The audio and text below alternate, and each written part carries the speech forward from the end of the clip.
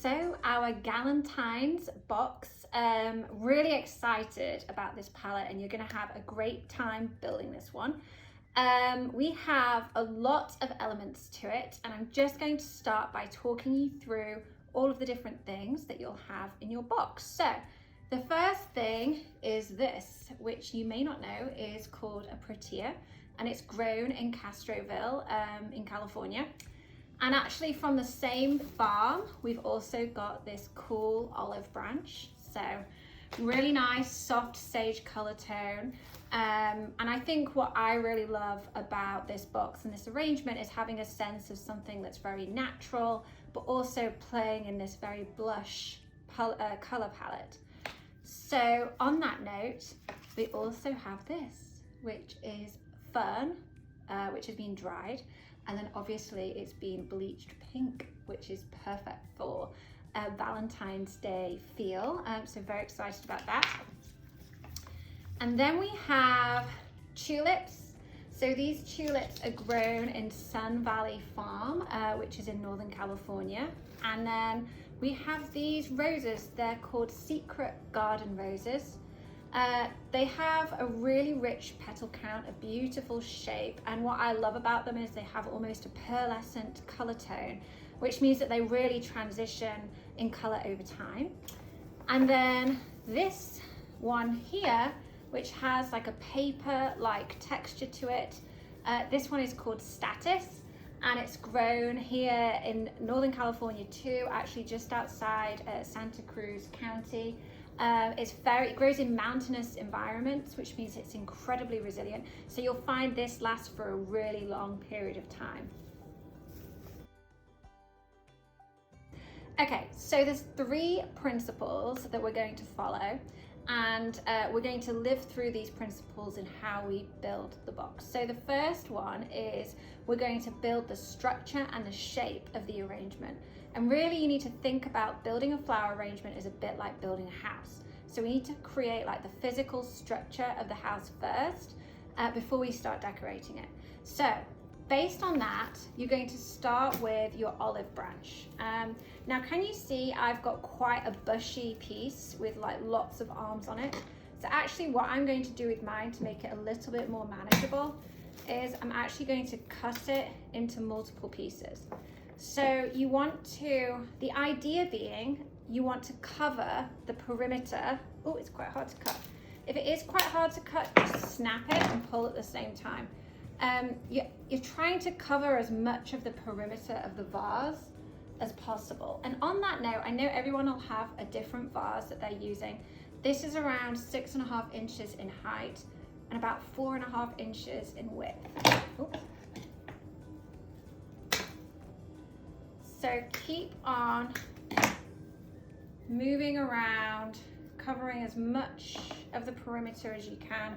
And like I said, I had like a small branch here. That's a perfect piece. You can just put that one in. Any of the small pieces you can keep and you just put them along the perimeter. And you're just creating a really full, flawless shape of olive, like this. Okay, so we're still building the foundation. So we covered the perimeter of the vase with the olive. And can you notice that I have got a clean semicircle at the front? And that's quite important because we're going to layer the other elements at the front of the vase. So it is going to be quite a front-facing arrangement. So do make sure that you have a clean space there. The fern is the piece that I'm going to take next. And this is dried, so this will last forever. So after this arrangement's dyed, you can put it on its own, like anywhere. You can add it for a baby shower arrangement, whatever you want to do with it. But you will need to cut it down a little bit just to make it work in the vase because it probably will be a bit too tall. So I would say like 1/2 inch is perfect. And really what I think looks nice with this is to kind of, I'm going to cut a little bit more actually, is you kind of want to blend it in between the olive to create like a cool neon style accent to the arrangement. Okay. So protea next. So I said at the beginning that we've got 3 stages. So the first stage was building the foundation of our arrangement, which we've done. So we did that with the olive, and then we added in the dried fern as like an accent piece to kind of create this really cool backdrop, the really cool structure to our arrangement. The second stage is we want to add our focal flower first. And your focal flower is always the element which is the biggest. So obviously, without a doubt, that is the protea. So can you see that the stem of this is quite wide? So what I would suggest doing, honestly, if you don't have cutters, is just snapping it like that. And then cutting around the piece. It's much easier to work with. And then you want to kind of keep on going until you are able to snap, until you're able to kind of sit it above the nape of the vase so that it sits. You know, actually mine's like leaning off towards the right. I'm actually going to cut it down a little bit more. You're really looking to kind of rest it just above the perimeter of the vase. Like this.